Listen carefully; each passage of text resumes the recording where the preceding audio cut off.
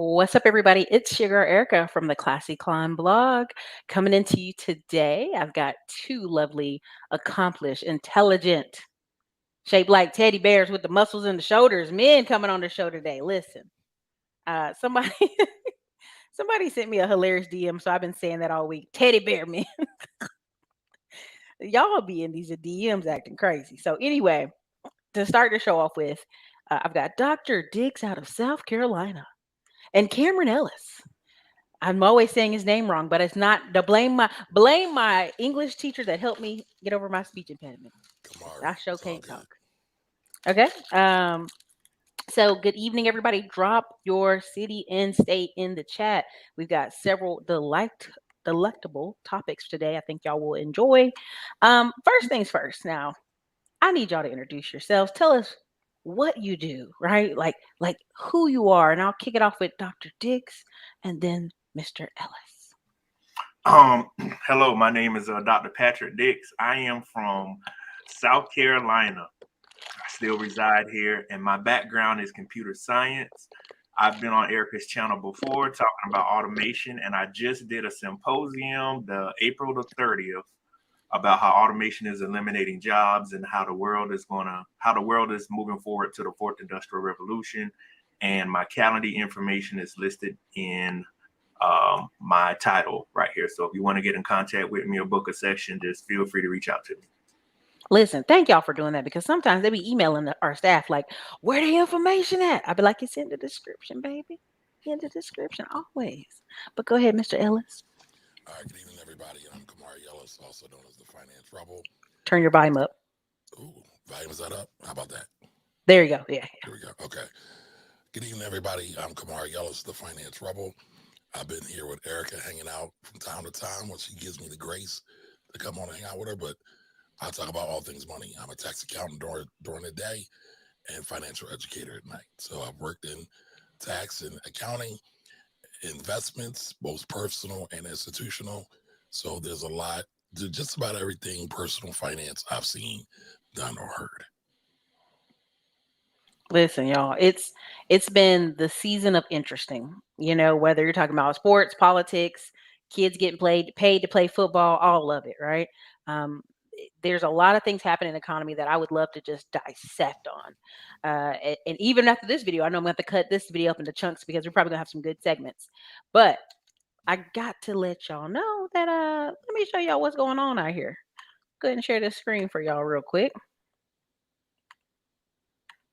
But a lot of people get nervous. They're worried about the IRS. Oh man, I got to send my paperwork in real fast, Erica. If I don't send my paperwork in the IRS, now listen, I'm not saying don't be concerned about the IRS. I work with over 172 investors at this point, so everybody be like, we got to get the forms." IRS is backed up, y'all.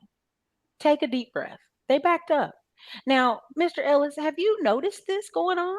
I mean, I'm going to tell people what it says. The IRS destroyed not just 30, not 30,000, 30 million paper information returns due to a backlog.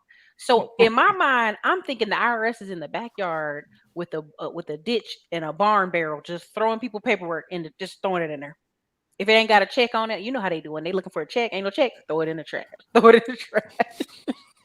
That's what I imagine when I read the IRS was out here burning people's paperwork. I mean, destroyed. Well, they probably were, right? Because they don't use technology very well. Mhm. Congress won't give them the money to get technology. So they do a lot of archaic things. There was a report that came out early last year that they ran out of ink. So that's the kind of thing that we're dealing with the IRS. And it's just been crazy these last 3 tax years, Mhm. because of a lot of the backlog, because of COVID, because people don't want to go back to work. Some people have been sick. The IRS has shut down a lot of tax centers as well. So it's definitely been really, really crazy. Been really, really crazy. And so, yeah, this is real. I actually did a report on my channel called "We Are Effed," talking about talking about the IRS, and basically talking about the backlog and how they are starting to clear it up, but it's still a problem, especially when it comes to the returns that are manually need to be manually done, and any amended returns. Now, Erica, Mm-hmm. you said everybody hold your pants, don't get in a bunch, but your returns still had to be filed on time. Mm-hmm. No Mm-hmm. matter what Yeah. IRS is going through, they still will assess a penalty, Mm-hmm. and start pushing interest onto your account. So just because they are suffering all this nonsense, don't delay. Make sure you get your stuff into the IRS as soon as possible. We've been on a multi-year journey of crazy. So Very well we said. listen, the IRS very much told me, hey, mail us that six-figure check you need to mail in. And I'm like, you ain't even got my documents. How you know? Baby, we know. We know you. We know what you owe. We have an ideal. Go ahead and send that money. Send them monies. So I just find it hilarious that IRS is burning your paperwork, but they make sure they look for the checks. They not throwing away anybody's stuff that got a check attached. I promise you. They like, oh, check. Hold on, let's process that one. Goldmouth says the IRS pays 4% interest on waiting returns. They do. Interesting. They do. But it still takes forever to process. So, I mean, when we talk about 4%, right, people usually don't think in percentages. For every $100, that's $4. So your average tax return is about $2,900. Mm-hmm. So, that's what, maybe $400-500 over a year. So, Mm-hmm. it takes a long time for that to come out. So here's the funny part. Dr. Dix, I brought on Dr. Dix because he talks about automation. But I tell people the government is going to be the last. I mean, they are like the last people to take the like we gonna automate. Yep. Unless you're like the CIA or FBI or something. Yep. Which they claim they take some folks out, but them folks are still at work. Okay, they at work in the back in another company under a number name. Exactly. So Dr. Dix, like, what's crazy is like DMV, offices. When people say we need more government intervention, I go, no. This is what government intervention in America looks like. When you have more government taking over stuff, this is what it looks like. No, we could be like Sweden. We cannot. This is America. There's some lady named Shirley in the back not processing your paperwork because she mad today. That's what it looks like. You know what I mean? Um. I forgot, Katrina. Thank you for telling us. They are union employees. I did not know that. Well, y'all already see what happened with New York and union. So, Dr. Dix, the reason I bring you on is because what's the number? You said a really big number, and people think that, oh, yeah, right. That automation is going to remove how many millions of jobs? I looked the other day. It was worldwide about, before I did a symposium, 300 million. Shush. And that's Now, across the world. that's across the world. What about the United States? It was about 120 million. Don't quote me on that. It was about 120 million jobs, and the two groups that it's going to affect the most are minorities and women because of the administrative task and the lack of education. Mm-hmm, mm-hmm. Now, most of what now one reason I'll give pushback on some of those numbers, I think it's closer to there's this number I have in my head all the time, 50 million. And why do I say 50 million? I just think about the number of women and the number of minorities. And I'm here in Texas, and I keep trying to get y'all to understand we will create a job for our own family first at all costs. I want y'all to understand I have a friend who he works very hard. I'm not taking anything from him, but his family is near the Fort Worth area, and they said, "Hey, listen, we got 50 acres, your grandpa's house. Do you want it? Because we ain't living over there." And the house is raggedy now. It's ran down. And guess where he's going? He leaving Austin and going to that house. Now, a lot of times people say, "Well, Erica, what does that matter? You talking about houses? What does real estate have to do?" In this economy, the way they got this thing working, if 60% of black people are a renter, what do you call them? Renters, basically renters, and not homeowners. The dictation of where we're gonna be at is gonna be up to other people pretty soon. If you can't afford to live in Miami, when I went to Miami, I didn't see no black people. I saw black people Uber drivers. I saw black people out at the club. I saw black people out of South Beach. I didn't hear no black people saying they actually lived there in Miami, right? And I know people acting like that's ridiculous, but I kept running into people from Philly who were like, "I'm just glad to be down here." And I'm like, what do you do? I'm just an Uber driver. What you gonna do after that? I don't know. Right? They just be glad to be down there. So I want you to understand that when I made this comment, and I know people get mad, and we had a recent passing, so I got to be careful how to say it. When I said winter's coming and women were going home and they weren't going back out the house, and people were like, "Oh, Erica, that's ridiculous. These strong women ain't going back to the house." They are. Literally, they are. Like literally. Yeah, I work for the government right now, and I'm gonna be honest. I work for the Department of Energy. We deal with plutonium and uranium, and our workforce have told the people either we work from home or we quitting. Y'all know what they're doing, right? They are making sure we can work from home a certain amount of days a week because they cannot find people to hire. We're losing like 70 people a month due to retirement. Y'all have to understand with these baby boomers, they out here. They like peace out. There's levels to it, right? Like I think I talk about when I'm in Austin, the people I see doing construction look like they 50 plus, 60 plus. When I see young construction workers, I notice because it's that many older dudes out there doing these blue collar jobs, certain jobs, farming jobs. Uh, we in some troubles, y'all. That's just way gonna go on. Let me share this other article I have for y'all. I would agree. DOE's big business. I believe you. Hold on, let me get in here and click the right button. No. Okay, so this is the title of the video, and I'm not make sure this video don't play. I don't want no strikes. Okay, so this is something, and y'all listen, love them or hate them. Robert Kiyosaki. I remember we talked. I think you don't like him. Robert Kiyosaki says hot inflation will wipe out 50% of U.S. population. Right? What he means and how to protect yourself. So, long story short, can y'all see the screen? Okay. I can. Okay. With prices continue to spike, the Fed no longer is using the word transitory to describe inflation. I honestly believe, personal opinion, not I can't exactly verify. I think we're at hyperinflation right now. I would agree. We're at, here in Austin, houses went from 2020 to 275 to 500,000, and people are like, oh, it's Austin, it's hot. That's in a lot of markets. That's not even just here, but I digress. Okay. U.S. consumer prices jumped 8.5% from March a year ago. Now let's pause here. When they say consumer prices, they are not including that food and that rent, y'all. Y'all do know that, right? I Food want and everybody to energy. be there. You go. Yeah, thank you. Food and energy, right? They're not including it. What's the number one thing in your head every day? Gas and food. Mhm. So, already tossed that 8%. But anyway, making it the fastest increase since 1984. This could give the Fed more reason to continue raising interest rates, something that's already casting a giant shadow over the stock market. It says when inflation goes up, we're going to wipe out 50% of the population. Oh, okay. We're gonna dissect this, okay? Because it's several parts, and I know people are going to be. Let me just brace yourselves. Can y'all see this? Let me take this off screen. Listen, IRS destroyed information returns used to support tax filings. Oof, it's ridiculous. Okay. Okay. So can y'all see this? Do I need to make this bigger? Maybe like that. Okay.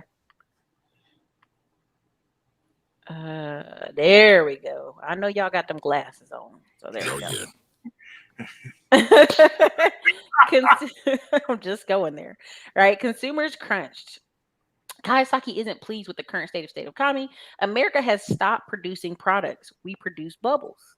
He says, adding that now bubbles in the real estate, stock market, and bond market.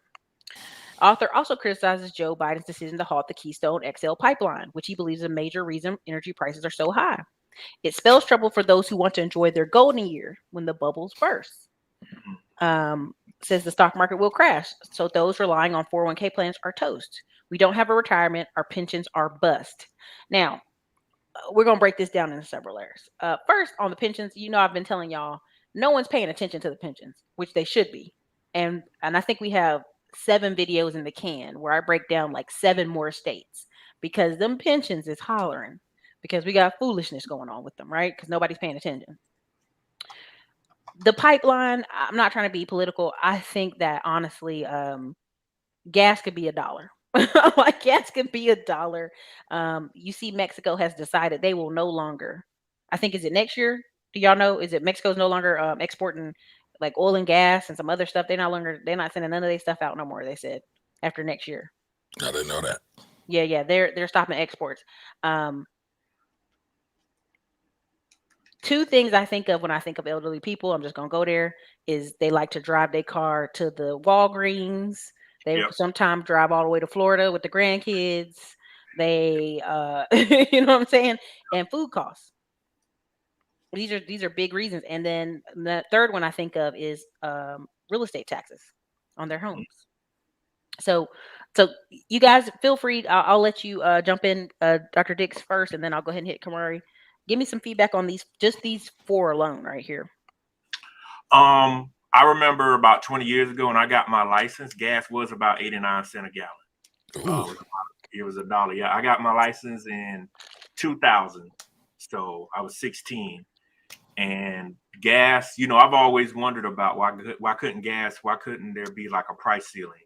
Mhm. And I agree with the pipeline. I think it was 700,000 to 800,000 barrels of oil we were going to get a day. Not only that, cutting off the pipeline, there's machinery and there's contracts. What a lot of people don't know, with the government, if they stop a contract, they still have to pay the contractor. So you have people still being paid. Yeah. Just like with the wall down there in Mexico, they have all that machinery down there. People Mhm. still have to be paid. And they're still And working on the roof wall a little bit, y'all. yeah. As a Texan, I'll just let you know, they moving stuff around, but we had like 100 people come across the wall yesterday. But go ahead. Yeah, with the 401k, I'm in that age. I'm in that age group to where I'm not even thinking about a 401k or pension. I invest in mine, but most of my money I try to save it, and I'm starting to invest it on my own and meet with my financial advisor, because I tell folks at any moment's time that stuff can go from zero. You could go from being a hero to zero.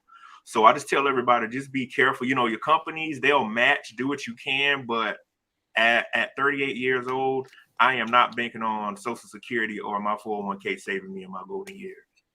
Mhm. No. And 401k is really just a hedge against inflation.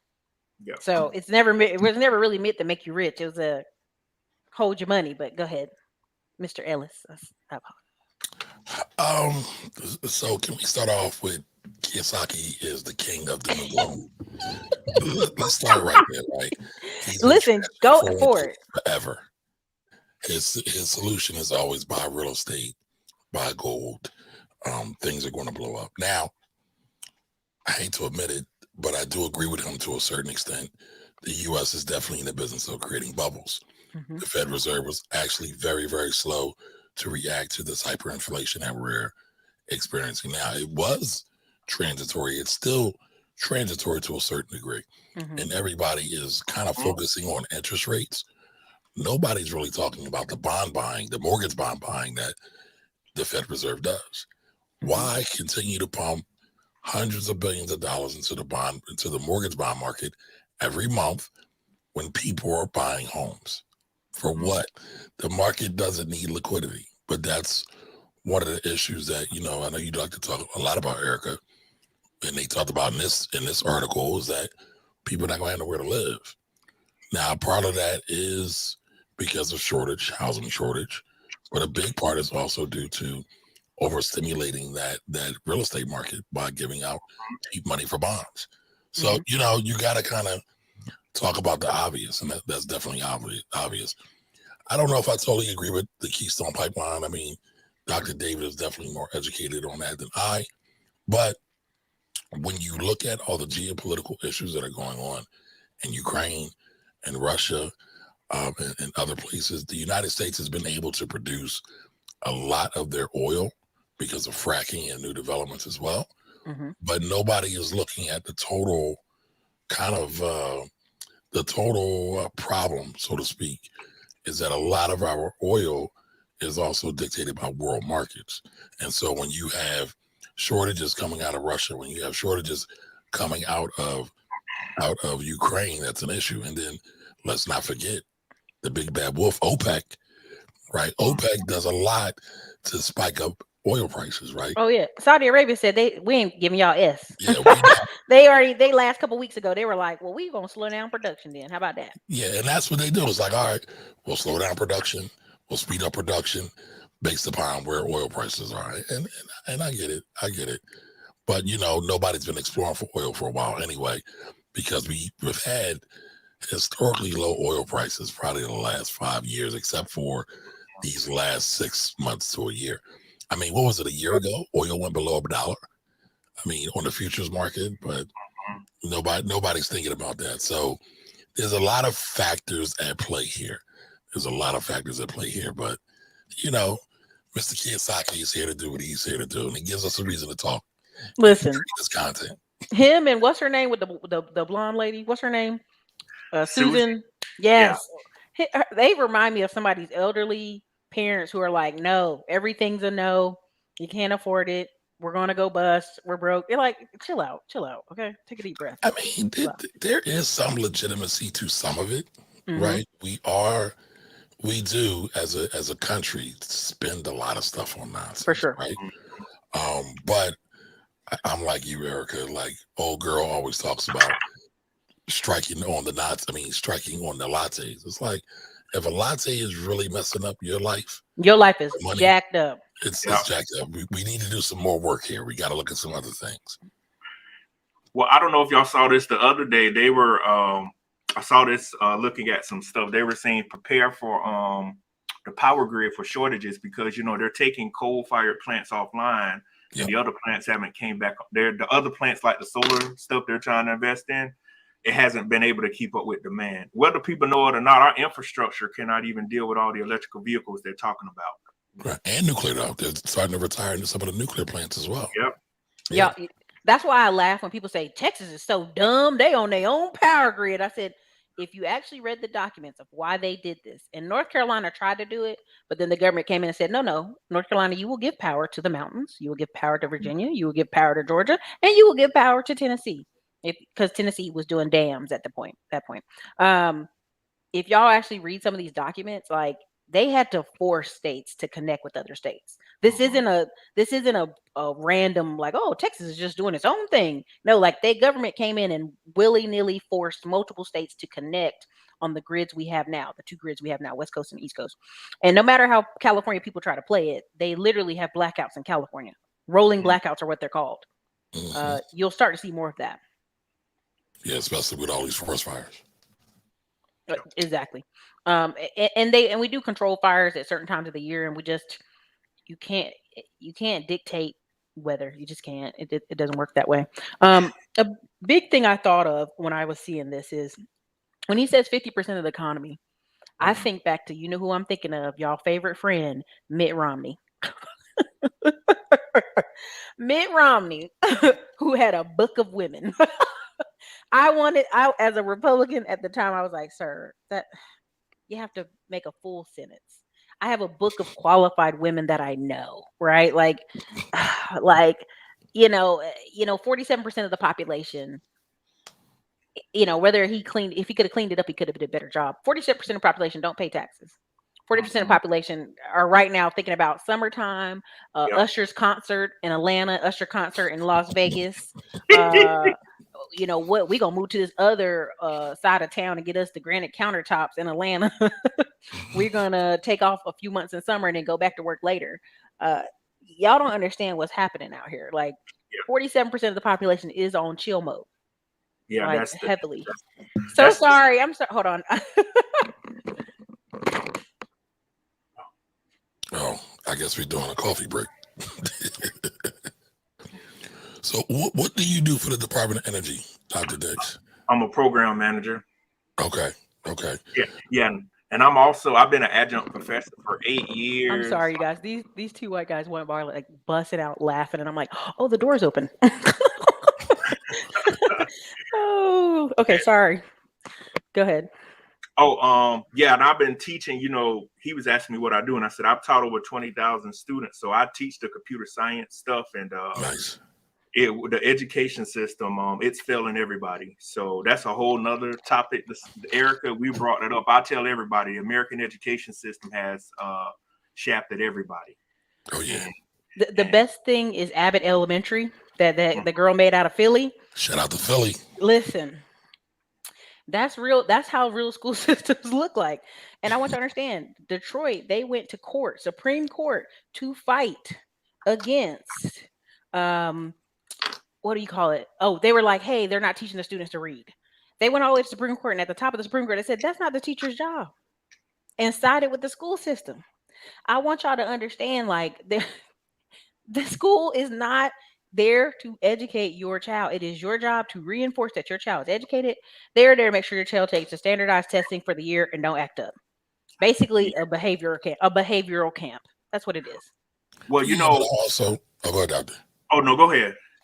No, I was going to say, I do feel like a lot of times us as a society push back and put everything on school. Everything. School's supposed to do everything. Teach a kid how to drive, everything. It's ridiculous. And especially black folks, right? We always say the system is the enemy, but we always then complain about the school system not doing an adequate job. But Malcolm X said, you know, if you trust the enemy with your children, you're a fool. And I just keep going back to that. It's like, what do we expect? The school system has always kind of been rigged. So we're getting what it was built for.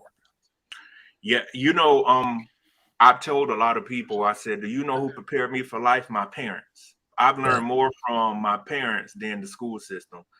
And, you know, right now I call it the adult daycare. That's what the school system is. It's to, you know, hold your kids for the day till you get finished. And, you know, I learned how to read by parents or people in the family. And like you were just saying, that's what the purpose of the school system is, just for testing. But you're supposed to learn about life from your family, and you know, if you have other important role models in your life. But school is not here, you know. And people, like Erica was saying, want to say, well, the school system don't teach them that. No, that's not what it's for. That's not their job. No, it's not their job to make sure little Michael can read. Little Michael can run that post route, but can't tell me the first 10 amendments, the Bill of Rights, and the Was it Vince Young couldn't read, and it was like rumored he couldn't read? I believe it. I believe they pushed that boy all the way through. And the kids get older and they resent. I've met kids that resent their family for lying to them. And you know, you don't really see how at a disadvantage you are in life till you get around other kids and say, why nobody ever try to help me out? And that's where the problems, you know, start at. Yeah, but I also feel like a lot of times, and I hate to say this because every generation does it, but I feel like the youth today just think everything is supposed to be done instantaneously, like it's made in the microwave, and that they bear no responsibility in building themselves up. I think they say that about every generation, and they're right on every generation. Yeah. Like, yeah. I think what you're seeing here is it's a cycle, right? Like, if you look at all these kids that jumped up into van life and living in a car, a lot of them you see at the end of a year, 2 years, they cycle back in and realize, no, I need a job and I need an apartment, right? Like, if you watch these videos, most of these people have to be like, I need a house and an apartment. I need to get back in the matrix, right? And what's crazy is what they're learning is just reducing my income, my expenses won't save me, right? Unfortunately, just living in a car or living in a van or reducing my expenses, when the gas goes up, that driving that really expensive Mercedes Benz van makes no sense. Driving that old 1970s van makes no sense. Driving an RV when gas is $5 makes no sense. You might as well get back in the apartment and catch the bus, right? You know what I'm saying? Like it really starts to quickly not make sense. And so what's happening is people are learning essentially the hard way. School of hard knocks, however you want to say it, right? Yeah. I had a young lady that she took another job and she coined the concept. People now are in survival ships. It's not relationships. You're getting with people to survive right now. Because we have to think about it. The average American doesn't. I looked yesterday. 40% of Americans do not even have $1,000 in their bank account for an emergency.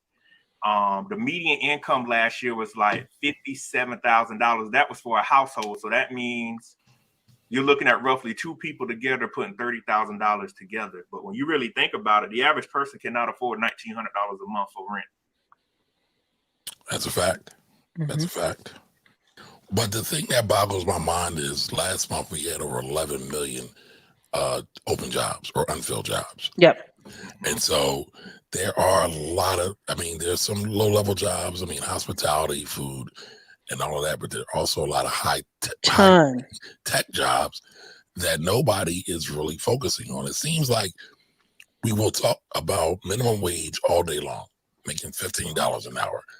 But here we have the United States going overseas with their 12B1 visas and getting technical, high-tech help from overseas, where many of us can actually start to do some of those jobs if we did the work, right? If we got the proper education, if we got the skills training.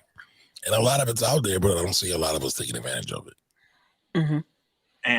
And they're bringing over. They announced this week. I don't know if y'all saw this, but 100,000 Ukrainians are coming right over. I believe it. Cut through. Like, think about all the African people that have been on the wait list for 2, 3, 4 years. Think about all the people in different Hispanic countries. And when that, and I know y'all get tired of me talking about the border, but it's important. They literally asked like 100 folks the other day, "Hey, where y'all coming from?" Colombia, Cuba, Colombia, Venezuela. If you look up Atlanta and you look up Miami right now and Houston, absolutely full of Venezuelans. How'd they get here? They ain't fly here. And then we complain that well, all these there's no jobs. No. When I hear people, and I'm be careful, I'm gonna say black people just because I'm gonna say it.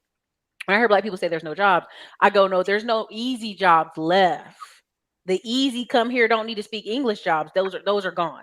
Right? All the Uber and DoorDash drivers that I've seen drop off food don't even speak English. They be translating through the Google Translate, talk to me. I'd be like, oh Lord Jesus, can you find my apartment? Right? So I want you to understand, like, that's where honestly the black community has to go. We can no longer look down and go, well, I just need something real quick or a part-time thing. That's a wrap. That's a wrap. It's funny. I saw you interview Michael Sneed the other day. I've interviewed him as Love well it. with his appliance boot camp. And on the other day, what was it, Tuesday? I had to get a new stove. Guess who delivered it? It wasn't black folks. Not in Philly. They wasn't black folks. That's all that shit. What's Philly's black population, by the way? So this is an argument I get into all the time. So Philly used to be a black city. We were about 45% black, 44% white, and the rest was other. That has flipped. Gentrification has shown its evil head. According to, right, we get the receipts. According to according to census documentation, according to stimulus, I'm about to say it again. The stimulus? Tell us that. Hey, listen, people are moving when they get that PPP money, but census documentation has said that the city is now officially 44% white, 45% white, 44% black, and the rest other. But the other is growing, and is growing rapidly. So, wow. And they coming from New York hard too. Talking about they Dominican. I'm not black. I'm Dominican. They coming from New York. They coming from DC. Anywhere that has cheaper housing, but still has a sense of a metropolis area. And so here's the thing. What Michael Seed said the other day. Yeah, I left that on screen. What Michael Seed said was, I want y'all to understand, if you complain about construction sites, you can't get on. I'm a black man, ain't nobody hiring me at the construction site because of unions and this and that. What's something you can do that's a wedge, right? Get in the wedge. Handyman services is the wedge. If you, and this guy said, well, I got dreadlocks. Pull your dreadlocks back, put them in a, use a hair tie, put a polo on. Ain't nobody care. They want their stove fixed. They want their AC fixed. As long as you're presentable and you can talk to the people respectively, you're good to go. They don't care if you come in there and look. Now, don't come in there looking like Lil Jon, pull the hair back. But I'm just saying, like, brothers, like, the excuses are gone. Like, now, Erica, what I didn't tell you is when they dropped off my stove, I realized that my old stove was hardwired in. They left it. They left the old stove. They wouldn't take it. So what did I have to do? Thank God I had a daddy that raised me right. Hey, now. I had to put on my electrician's hat, cut all the power off. It was 3 bolts I had to undo. Move the old stove, put the new stove in, and push it in. Then my wife was happy, so I was good to go. I know she was, because she was like, "Don't ask me for no foods till this stove get in. Don't ask for no sandwiches, no chips. Get that stove up in here." I've suggested to people the technical schools gonna really have the technical school system is really going to have to really come back with a vengeance. And you either going to make your money in a blue collar field, or you're going to be in some kind of form of tech in the in our community to make money. Like you were saying, Erica, easy jobs are over. Thinking I'm gonna go to the T-Mobile call center and make $25 an hour. I'm like, That's a wrap. why do we need to pay you $25 an hour to answer phones? If I order a new iPhone, they got it now on the iPhone where you could transfer the stuff yourself. I'm like, what's the need to even go to the store anymore? So Right. so the brick and mortar Verizon, AT&T stores, and T-Mobile, those people are, oh, because when I ordered my new iPhone, I'm like, why would I pay you to order the phone when I could do it online and they'll put it on the front porch? So easy days are over, and I just hope everybody's prepared for that. You're going to have what I call a transferable skill set to be successful in the coming years. Facts. All facts. Let me see here. J Powell said there are 2 jobs for every 1 person looking. And that's their talking point to allow more immigration. That's all that is. That is their talking point to allow more immigration. Let me tell y'all, again, I just want y'all to understand. I'm telling you, my friend, trying to be careful how I tell my friend's business. His grandpa was known as a super cheap dude. He'd buy 100 acres because it was cheaper to buy 100 acres in Texas than 1 acre. About a good 50, 60 years ago. It'd be like, because farming was like kaput, right? Nobody cared about being farmers no more. You couldn't sell 100 acres. Nobody wanted it. They'd have to take care of it. People just wanted 1 acre to build their house on and keep it moving. His grandpa would buy 100 acres and then subdivide it. And then he would do owner financing. And so his family's been just racking dollars for at this point, generations. Grandpa sent them to college and gave them $500 a month. Now, my friend, if you ask him, I worked so hard all my life. I've been working so hard. I said, sir, but your grandparents paid for you to go to one of the best colleges in the whole United Texas. Let's just say Texas. And gave you money on top of it every month. Talk about a social safety net.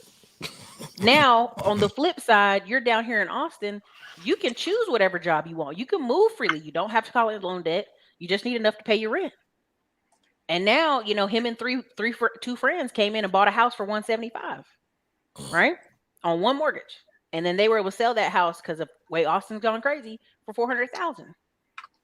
But if you talk to those 3 guys, oh, we just work so hard. Just hard work. American dream, hard work. You missed the whole part about that, the college and the debt, and you missed all that part. And now he's being able to be gifted a house on 50 acres. Who cares if it's in the rural part of Texas? They going. And people miss that part of, oh, Erica, I didn't make the system unjust. You didn't. But when Black people push back on owning homes and owning land, I cannot rock with you. I see too many white folks that can do half level work and live well. And I know some Black people too. I'm not going to just throw it on white people. I know some Black people who they daddy gave them a house. They ain't worked in 2 years since college. I mean, that's a rough argument though too, right? Because I also see when Black folks get into these homes, they get locked into a community, they get locked into a neighborhood, into an area. And we saw this in 08 and 09. They couldn't go and leave and go somewhere else for a better opportunity. So, I mean, I get you. We do need to be that's secure. That's objective though. Leave for an opportunity, rent the house, sell the house, do something. You know what I'm saying? Like we get into these like they're trapped there. I don't like that. I don't like that. I mean, I understand what you're saying, but I don't like the phrasing because it almost handicaps that person. Well, they are handicapped. They're handicapped mentally a lot of times. And I'm not trying to skate around the situation. I mean, if you talk to a lot of people in Philadelphia, they have not left. They don't go downtown a lot of time. They don't leave outside of the city. They don't go in vacation in other countries. So the experience gap is a real thing. Yes. I think I just coined that. Is that a thing? Go ahead and trademark that quick. Hurry up. Go buy the domain. Because my classy climbers be up here buying domain. I have one girl, she sold me back something. I was like, thank you. Oh, that's dope. That's dope. Yeah, the land thing is true. Back in the 80s, my granddad bought 262 acres and there were 10 grandkids. And since my dad died, we're the heirs of it. Do y'all know to this day, they cut pines and still get money off of it from land that has been in the family for 40 years. That's awesome. I'm telling you, listen, y'all, I'll put it to you this way. Um, I'm trying to mince my words, but when I hear people that I meet people all the time who are also white, they've never even been to Mexico. They ain't left Texas. I look at them crazy, like they got two heads. But that's a lot of Americans. They haven't left. They haven't traveled anywhere. But that even furthers my argument. You're paying rent for 40 years in a place you ain't doing nothing but moving around town. What that person in Philly doing? They moved to one neighborhood, and 2 years later move to another neighborhood. 2 years later move to another. You're just liquid money rolling around in a circle. Yep, it's I know the value because I thought about purchasing the land from my family myself to keep it in because they're not going to sell it. But I look all the time at purchasing land. You know, a lot of people that never grew up in the South like don't know the value of hardwood pine trees, like 90 acres of just land with trees on it. Most people don't realize you put insurance on it, and if a storm comes through, you can get money off of it.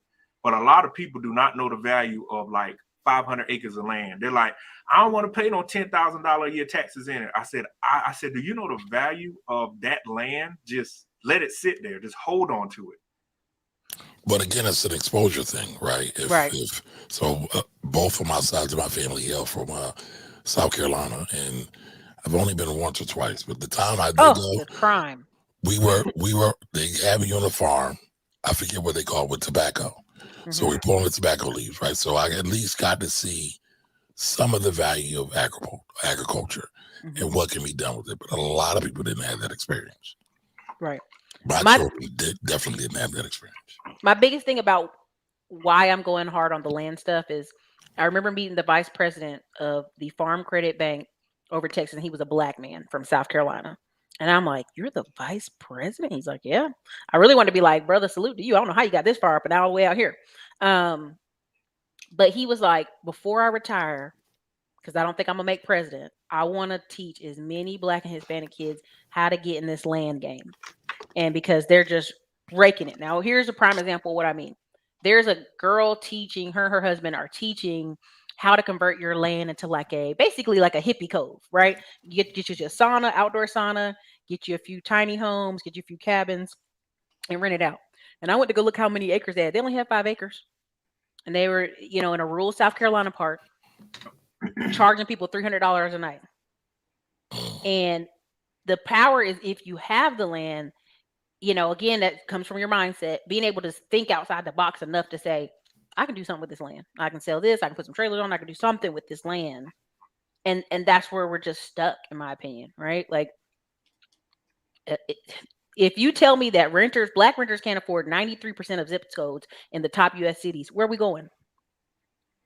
The rural areas. Yep. But see, a lot of people in the rural areas, I live in the country still. I still live in the city I was born in. But I could get to the airport in 45 minutes. But the rural areas, I've noticed on the road where I live at, people are buying like 20 acres and putting horses everywhere. And my neighbors across the road from Nebraska bought the 11 acres with the log cabin, and they building other stuff. But a lot of people are out here moving to the rural areas. When you move to a rural area, if you're outpriced in the city, you got to make sure they have a good infrastructure. You got good internet. You can get a pump out here, a well, which a lot of people never seen a well before. And, you got to make sure that you can at least get on the internet or whatnot. But if you can't live, let's say I live where I live at, the closest city to me is Columbia, South Carolina. If you cannot afford to live in Columbia, where are you going to live at next? I mean, Lord, Columbia. When I think of Columbia, I'm like $500 rent. Very funny. But USC Columbia is the Gamecocks are buying up the whole city of Columbia. They're trying to buy everything up. And when you go downtown now, it's got Gamecock stuff everywhere. So, and some of the houses on Lake Mary in Columbia are like $1 million. They had one the other day. Yeah. So if you can't afford to live, this is what I've said to people in my town, or if you cannot afford to live, if you can't make it in the small rural country ass town where we're at, how are you going to make it anywhere else in the world? No, don't tell them that they're going to Atlanta. They're going to make it. That's what they love. Them South Carolina people love going to Atlanta. David's point, right? He talked about people moving from Nebraska. There's a lot of retirees that are avoiding urban areas and they are buying rural land. Matter of fact, I just had a client. They came from Philadelphia and they brought area in the Poconos. Hmm. Now the Poconos is like a mounted area, lakes, and does a lot of snow and skiing in the wintertime. Is that New York or where is that? It's PA. It's PA. You actually Okay. have New Yorkers that move into the Poconos from New York as well. Hmm. So it's interesting that people are going this rural route to save money Yep. because they're getting pressed out. Plus, a lot of people are also scared of COVID again. Any of the outbreaks, they don't want to be that close to people a lot of times. Well, I think the staying in the house really took over a number on people. You know what I mean? Like that cramped up feeling. Mhm. Someone put Californians think about raising the minimum wage to 16.50. My argument is always, why are we looking for jobs at minimum wage? I There's a just said recruiter. that. Oh, I'm sorry. I'm sorry. I apologize. Um, No, no, no. I be trying to read the comments to catch up, but you guys, one of the things I thought of is there's a recruiter. I want to see if I can get him on the show. He did a little clip on TikTok that went viral. He's Asian and he was like, he hates it when people put I want $80,000. He's like, do you know all these jobs told me I could pay you 100K? Stop putting it in the documents you want 80K. He's like, I Mhm, can just say you want the experience, this, that. He's like, and let's negotiate from there. So people are already underbidding themselves. And then mhm, you had a batch of nurses in New York sue because all the nurses, women are notoriously known for not negotiating their salary. They were paying on average the white nurses 92,000 a year, and they were paying the average black nurse 58,000 or 60. Now, Wow. my first thought is, if you a nurse, you damn well know this is New York. You ain't getting paid that low. That don't even make no sense, right? You should be challenging that off rip. That's just dumb. Two, it shouldn't take your coworkers telling you what their salary is for you to ask for more money in a very needed skill.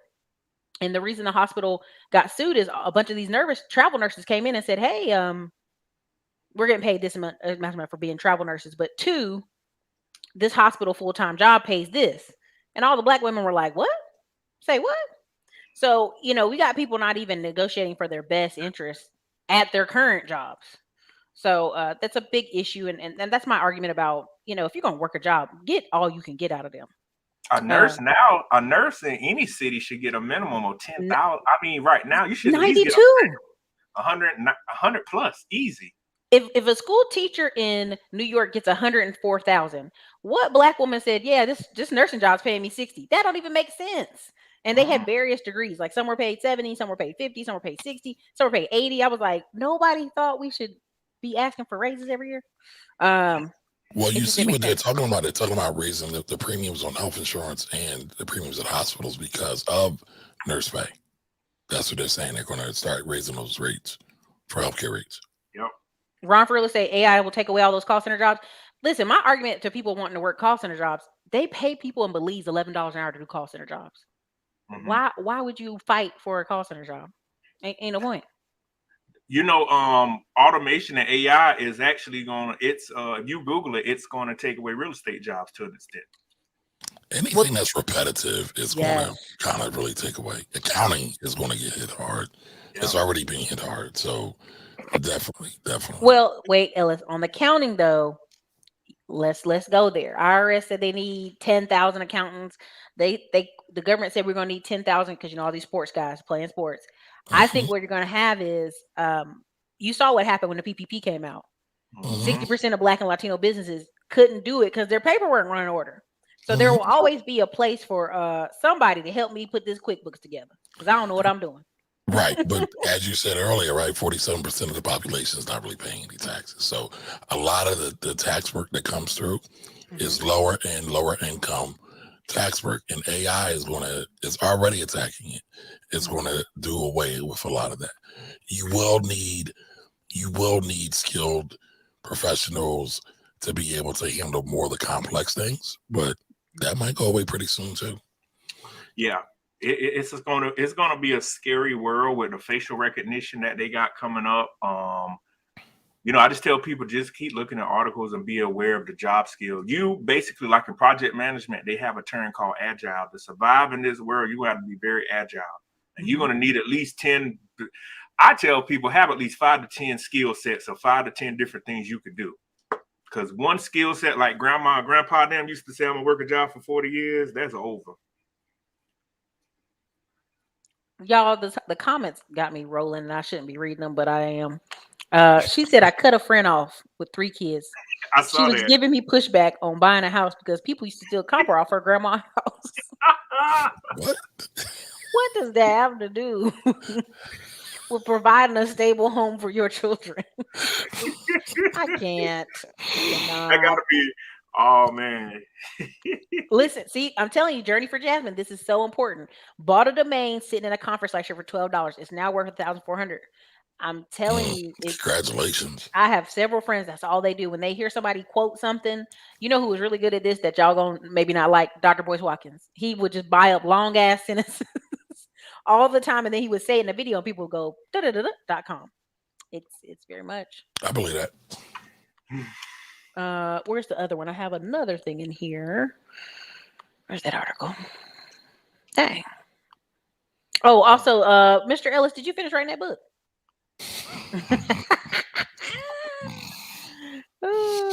It's I don't. I got about another 15% to get done. Okay, I'm just saying. No, I appreciate the accountability. We all need that. For sure, for sure. There is a housing boom right. Thank you, Philip P. I'm saying it wrong. Sorry, Mr. Lindsay. There's a housing boom right now in Tulum, Mexico, Lagos, Nigeria, Accra, Ghana, Black American sport. This is very true. I'm going to be speaking in Panama City, Panama, in July 5th through 8th at the Scale It Up Summit, and they're even talking about buying overseas at the summit and at other events. Like so, it's very noticeable. Mhm. Yeah, I think that's dope. I think we do need to have a way to get out of the way, just in case things are getting crazy. Yeah, and then I think Erica or Diamond Day, somebody mentioned this. Y'all, please, if people leave y'all land, don't lose your stuff to real estate taxes and lose it because you don't want to pay the yearly taxes on it. Tax sales, yeah, Erica's talked about this tax sales. Do y'all know, Oh, it's you gonna know be how many crazy this people year. lose and tax liens? Y'all know how many people lose their family's property due to the tax is $1,000 every year. We don't have $1,000. But you can make payments. That's the craziest part about it. But that also speaks to another issue, right? You're talking about how your friend can go back to the family farm or whatever he has. Why aren't the cousins getting together and say, hey, we can chip in not just 1,000, let's do 2,000 a year. It's 10 of us. We can put in $100 or $200 a month. So we can have some money for the taxes and any other maintenance fees. I mean, That's almost the craziest part to me is when I do buy tax liens out of South Carolina, they be $500, 1,400. They let you make payments. You can literally drop $40 a month off, and they can't say nothing. You can literally mail it in. And so a lot of times that's why 98% redemption rate in South Carolina, they wait to tax time, they get their tax check back in March, and they pay it right back off. It's a weird cycle, and it's a destructive cycle. My biggest thing about tax liens is I'm from North Carolina. Every 8 years, North Carolina does a tax where they assess all 100 counties taxes. I mean, I'm talking about every piece of land, every piece of everything. Well, what's happened in the past 8 years in North Carolina? You've had all this influx of people moving, Charlotte, Raleigh. We have all these lakes and beach homes. Well, guess what also happened? They didn't do it in 2020 because what? The pandemic. So right. now they're 2 years back behind. They are about to re-up on all these people taxes. And I'm in a group where we're literally just sitting there like, a bunch of people are going to lose their grandma house because they don't want to pay the new tax bill and let it go to tax lien certificate at the courthouse in North Carolina. Mhm. I've seen blueberry farms owned by black people for generations go up, and you like, baby, y'all could have called anybody. We'd have bought this off you. You ain't got to do this. But again, someone put in the comment, more than 95% of Mississippi land is undeveloped. The biggest service is grass and tree maintenance. So here's the biggest thing about that, Goldmouth. I think 75% of the people who actually own land in Mississippi, actually descendants inherited land. They live in Chicago and Memphis. Get out of So here. yeah, go look it up. Really? So there's Wow. been a campaign for the past 10 years to it's called like it's the same thing they're doing in Ohio, right? They're called bring them back to Mississippi. So Mm, they're predicting that all these baby boomers out of Chicago, Memphis, and like two other states, Indiana, uh, are going to want to come back to Mississippi. I don't know Mhm. why they think that, but they think that because of the cost of living. And so they're trying to do this whole campaign where they encourage people to invest in the place. And, we have colleges and jobs. It's the same thing Ohio's doing. Ohio lost 100,000 medical related staff between nurses, doctors, you name it. And Ohio's now has billboards all over Austin, Texas. Hey, come back to Ohio. We have 4 seasons.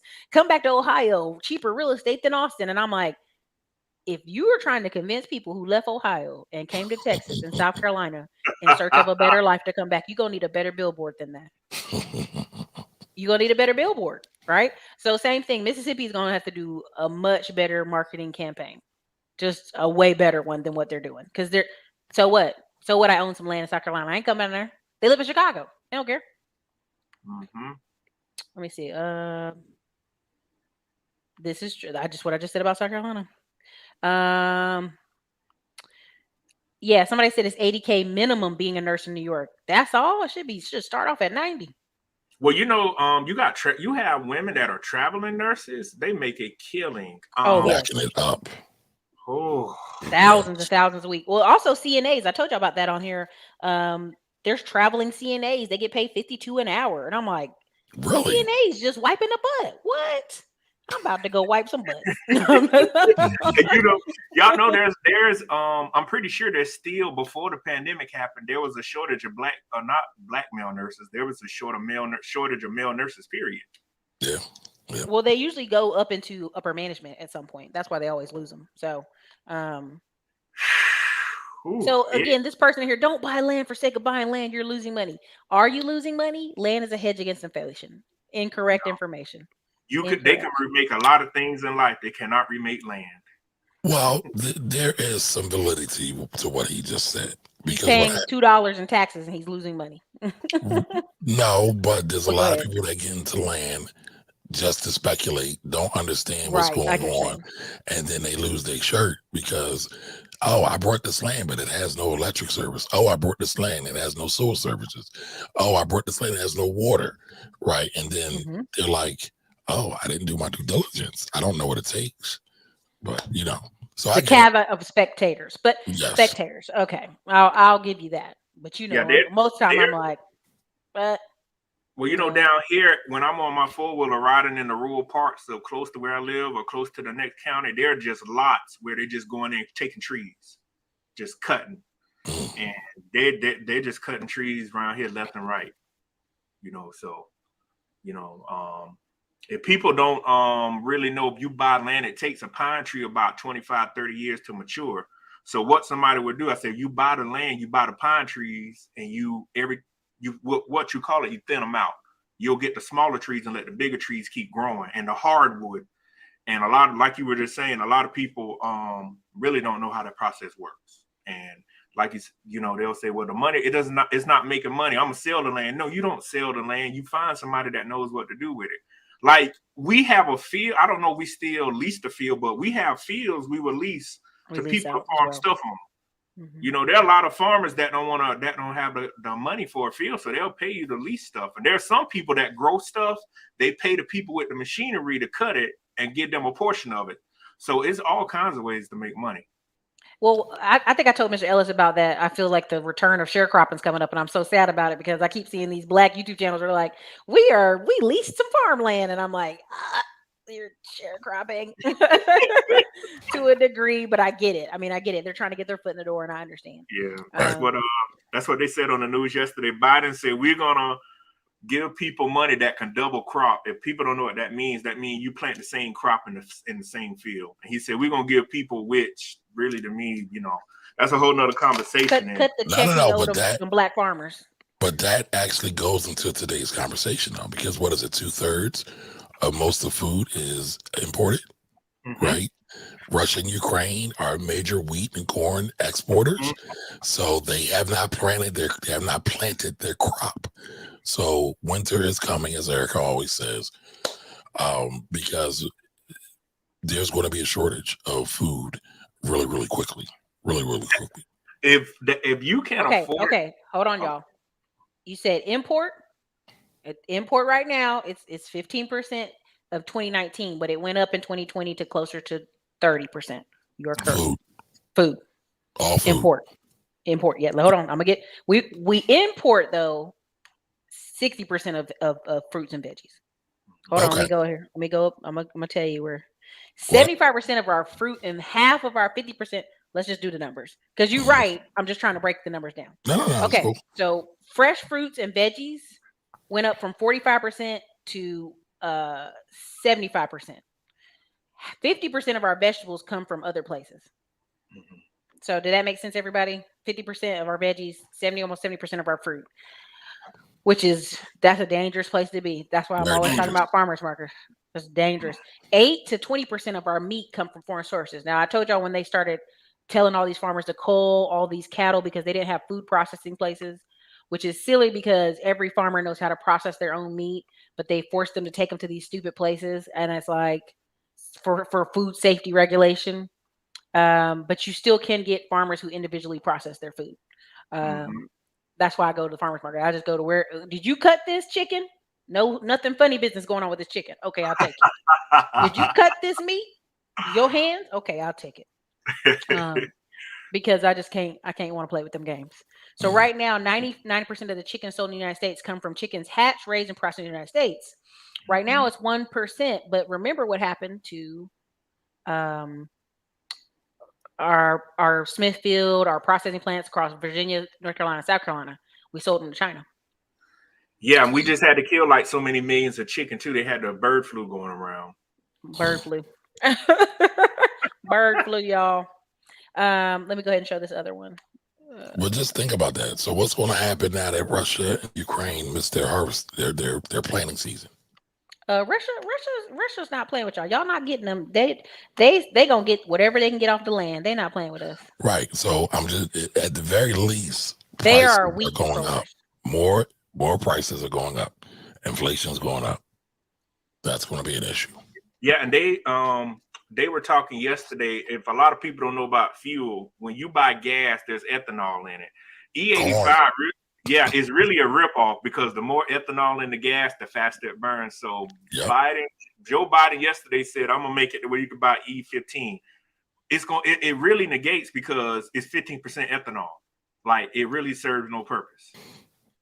And people are like, "Oh, they're gonna lower gas 10 cents." Like, no, E85 actually burns faster than the 50% ethanol is to make your gas burn faster. But 80% of fish and seafood products come from into the United States, much out of Asia. What did I tell y'all mm, in the chat? I mm, don't eat. I don't eat tilapia. I don't eat farm salmon. I lived in Alaska. If you want 25% off a box of wild Alaskan salmon, Wait, I'll always put you it in the lived in chat. Alaska? Yeah. Jeez. 6 years as a kid, military. And then my dad got out of the listen, my dad got put out. But anyway, that's not the point of the story. Dad got out. And and that's when every summer I'd go back. And like mm. last year I went back. They still fishing. They're not playing with us. They fishing their food. Hold on, I'm gonna put this in the chat because y'all know I was serious about this. If you don't understand why I'm so against farm fish, salmon Yeah, is gray. If it doesn't swim upstream, it's gray. So the fish you get at the farm fish are gray and they dye pink Yeah, they color died. on them Yep. yeah, and they're sickly. So in Alaska, if the fish didn't make it up the stream, it wasn't gonna make it. But here, they yeah. feeding you that. So in the chat, I put it there, 25% off, $25 off a wild caught salmon box out of Alaska. 25 for you, 25 for me. I'm letting you know up front. Yeah, I only Oh, buy wait a minute. wild Send me caught. that link. Send me that link too. I need that.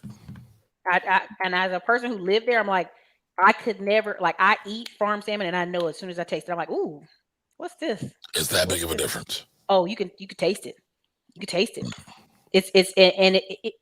To experience it, go to Alaska for a summer and eat fish all week. And then when you come back, you'll be like, I can't eat this other fish. Yeah, Mm. I I can't. don't I only eat wild caught fish. I only eat like natural chicken. I have a farm in Illinois, y'all. I'm already prepared in case there's a shortage. It's extra money to get it shipped here on dry ice, but y'all need if you're smart, if you can now, make sure you have like these farmers in other states now will ship their food Oh, to you. they're so smart, especially in California. This one farm in California was like, California was getting on them about bone broth. They were like, Yeah, no problem, we'll sell it to other Americans, and they're like, yeah, right. They sold like I think like $20 million in bone broth. yep. Y'all, these farmers, you can have a smaller farm, more efficient farm, and make money, and that's the thing people don't want to hear. Yeah, I've told family members get you a connect in another state. Like they'll ship the eggs, they'll ship everything. So if there's a food shortage, you can definitely make sure you have some food, chicken and everything. Another thing too, I'm gonna just say this: if you guys are, for those of you who You got to realize how much stuff we don't make in America, Yep. right? And I'm talking about tools. I'm talking about farm equipment, uh, Everything. everything. We Like don't make Dallas, nothing. Dallas is the last manufacturing hub. Mexico, you saw what happened last week, 2 weeks ago with trucking. When we told Mexico, "Hey, we're gonna check all these trucks," our governor said, "We're gonna check every truck." And I'm not saying Mexico did it, but I feel like the cartels told them, "We'll park every truck. We ain't gonna go across the border." And we locked up the border for 36 hours. Majority of the fruit and vegetables went bad.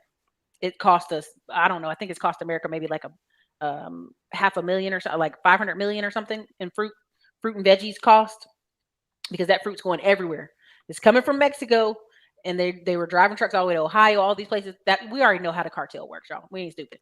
But what happens in that chain, that supply chain, if Mexico just decides 1 week, we ain't got time to play with y'all in America. We ain't playing with y'all this week. We ain't sending nothing up here. So equipment like tools, hand tools, not just power tools. Get you a set of tools. I went to Lowe's and Home Depot the other day, and there was just walls of empty racks. And I said, "Man, what's going on? This is the third Lowe's I've been to." He said, "Oh, remember we get Canada isn't sending us stuff, and Mexico isn't sending us stuff, and neither is China because the backlog."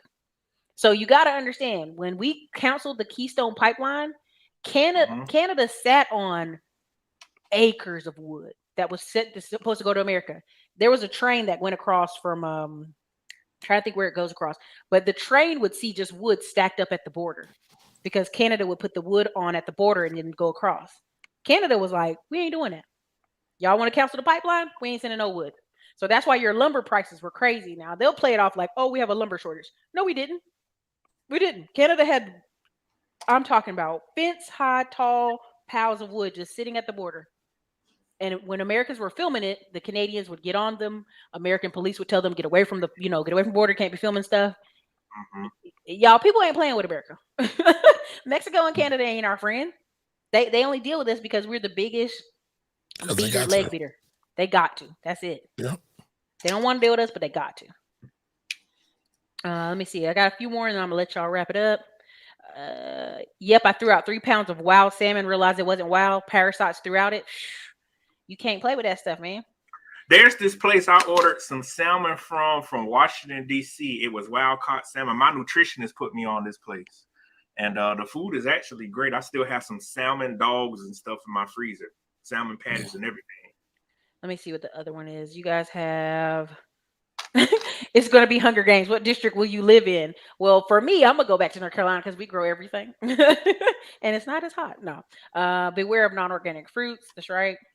Yep. Somebody said, "Isn't farm fish better than no fish though, for the sake of omega-3s?" I don't subscribe to give me frankenfood just for that, right? Like I just don't. Like I can't. Especially Right? that tilapia. That's That tilapia is not even that, I mean, like the way they growing that. it's like a frankenfish. Yeah. Okay, there's 324 people in the chat. Hit the like button. I'm gonna kind of wrap us up here, but what we are learning today, stock market's tripping. You got real estate might be doing some tripping, some slowing it down a little bit.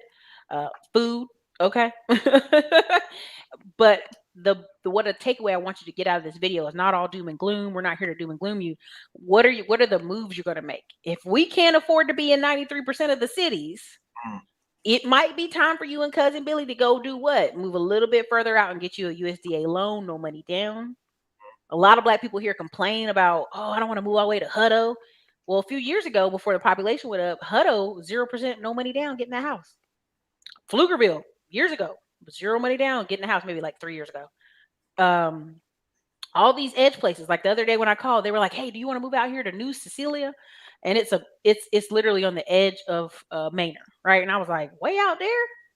And then I thought about it. Well, Erica, there's no money down. A lot of times we convince ourselves we need to be in the middle of the city where the party was. If you have no stability, no foundation, that's a dangerous place to be.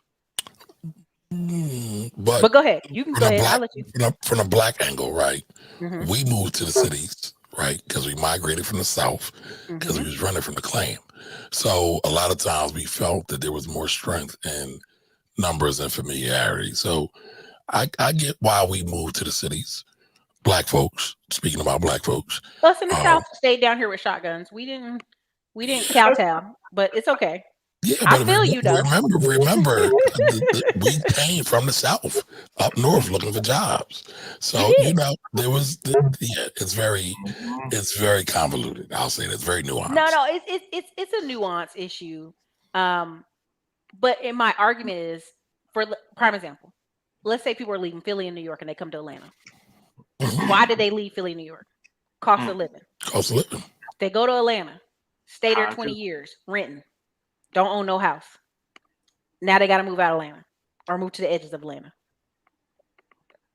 At some point in this equation, we gotta like, You I'm gonna can't move follow from the sheep. You yeah, I'm can't gonna follow move the from New sheep. York and go south because it's Yeah. cheaper. Okay, well that's what 48% of all homes purchased in the last 2 years were purchased in the southeast. Mhm. Everybody thought that. Half of people buying homes thought that. So at some point in this equation, like I understand history. I'm a big lover of history, but at some point in this story, like all the black people live in Maine are together. Like where that USDA loan was gonna be at is Mhm. in where the black people live. They done all left Austin and live over there. At some point in this story, we have to kind of formulate, all right, well, I don't want to live in the country. I'm gonna live in the city. Well, how do I afford to live in the city? I gotta make more money. It I can't agree. just be reduced expenses because that's a big argument in our community. Is like y'all spending money on frivolous stuff, but what else can they spend money on? Do you know what I'm saying? Like we're not giving them an alternative answer to where they need to spend their money. Does that make Mhm. sense? It does. And people will move down here to cost of living. I saw the news stories like, how are you losing your house? You've been renting for 30 years. I'm like, what? You've been renting that same house for 30 years. I'm like, for $575. And Erica, you mentioned this a lot. That cheap rent, those days are over.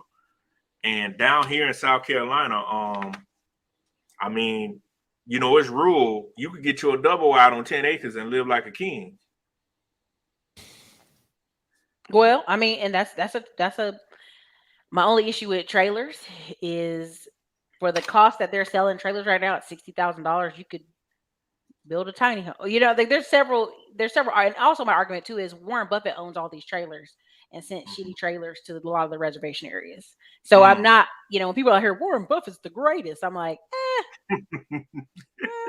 I'd ask a few other people on that before I'd say that. Um, Even when I went to Belize, when I was down in Belize and they have all the center blocks stunt in the front yard, honey, them people don't play. They gonna stack up their center blocks and wait, and then build their own house. But Yeah. we don't have all those people doing that here. One So, other thing, I just don't understand how we have I know y'all seen this, a baby formula shortage. I just don't understand. well, they That's predicted it in 2020. Conveniently, we were What gonna yeah, have shortage? a baby. baby formula. There's Oh, only yeah. four. There's only three companies I saw today that only make baby form Inframeal. My niece was born in 1999. I can only imagine how it was $3 for a can of Inframeal in like '99. So that was 23 years ago. God knows what it is now. Listen, And man, breast milk is gold. Well, well, you have I know a lot of people. I know everybody can't produce it, but there are a lot who can and don't go that way.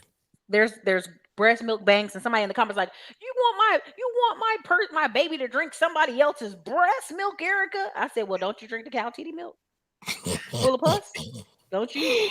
What are you talking about? Like, now, of course, I can't dictate that other woman's body per se, but I'm very, we have, the argument comes from, unfortunately, these moms have to work, so they can't do it.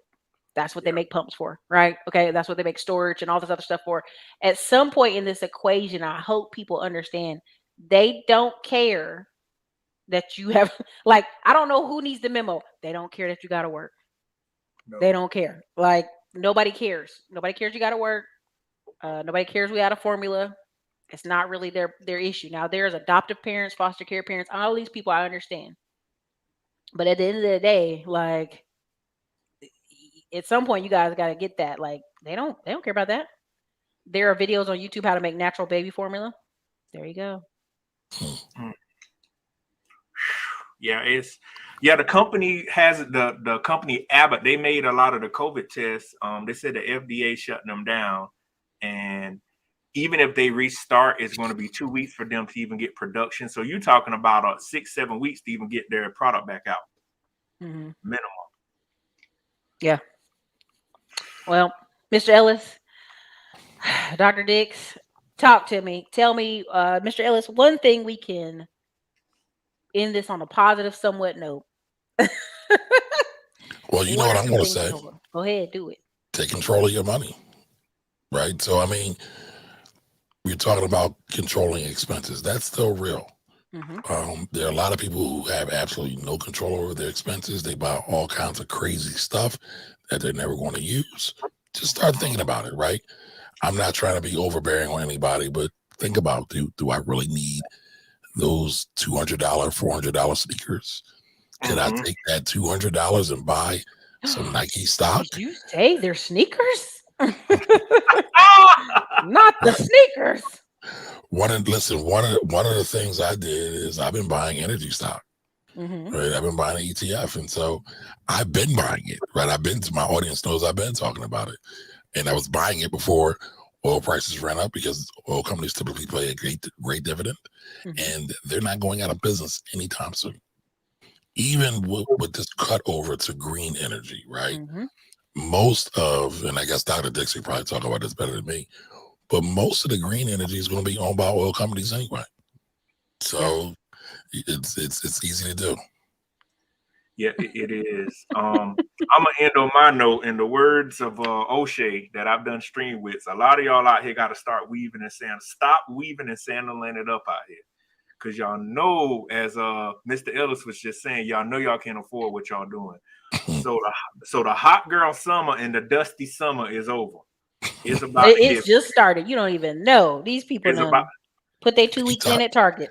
he talking It's, about the it's financial one. it's about to get. I recommend everybody do not make outrageous purchases right now, because you don't know what the next 6 months has to hold. Facts. Um, you know, if you can pay down a little bit of debt, but I recommend everybody to hold on to your money and invest it if you can. And if you at a job right now, sit still, because we don't know. We're only in May. How stuff is going, I don't know what the world is going to look like in October, November. Just sit tight.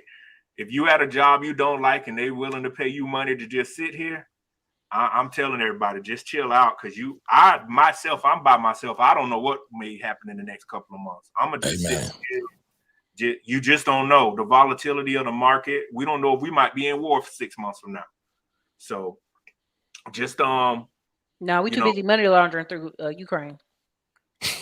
but yeah, That's a whole nother conversation, though. but You looking for a yeah, laptop? but everybody, just there are a lot of jobs open. Just take control of your life, as Mr. Ellis was saying, and I just tell everybody, just be prepared. We don't know what may happen tomorrow. So if there's going to be the sunshine once this ends, but you can't be out there walking around in a $250 pair of Yeezys. I'm just call it what it is, and no Hellcat charges either. I see a lot of them with paper tags. Listen, Listen, y'all. the gas alone is killing them with the Hellcats. Oh, listen, that gas is tearing them up. Tearing them. Let me tell y'all, this is this is Erica Williams Classic Clown Blog. Let me tell you something. This is how I'm gonna end this. Pay attention to how they're selling this to you. Right? Lots of fear, lots of oh my gosh, but they're not selling you a solution. That's Mm-hmm. why I bring on every time I do a show, I want you to have a solution. I want my guests to talk to you about a solution. Mr. Ellis said, mind that spending. Again, called minding the gap. How much you make, how much you spend, right? Um, I think a lot of y'all are laughing, but a lot of y'all gonna be living with your cousin Sally and them before the end of the year, right? Um, I plan for me and my classy climbers, people that come to my boat parties, come to my conferences, do my courses. I want us thriving on the back end of this, regardless of what's going on. There's always ways to make more money, and then figure out what do we do with that money, right? Because it used to be I put $20 into stocks every, 200 sometime, but $20 to $200. I thought in a 5 to 10 years, hey, I can still get that amount of money back out, or I know the dividend stock will keep coming. That doesn't change for me because I'm a dividend stock investor. But there are companies that make things, they're not going anywhere. They're not, I don't care how much of a recession is, they still gonna be there working with all their cousins.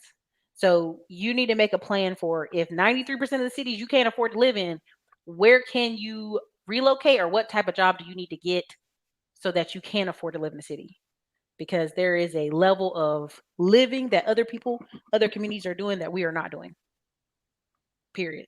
And my friend Tim Jackson says his mom, until she started delivering the mail to like certain all white neighborhoods in Dallas, she's like, oh, these white people on disability, they on welfare. There's a 50% of all American children live in the house with somebody receiving some type of benefits. So just, I want y'all to understand the thought process you're encountering when you're out here. So let's be solution focused, right? But yeah, you guys are cracking me up. They're talking about Jordans in the chat. Y'all are hilarious. But have a great evening. Thank you so much, Mr. Ellis. Thank you, Dr. Dix. Y'all hold on a second as we close it out. Thank you. For sure, for sure. And you guys will see you soon. Later.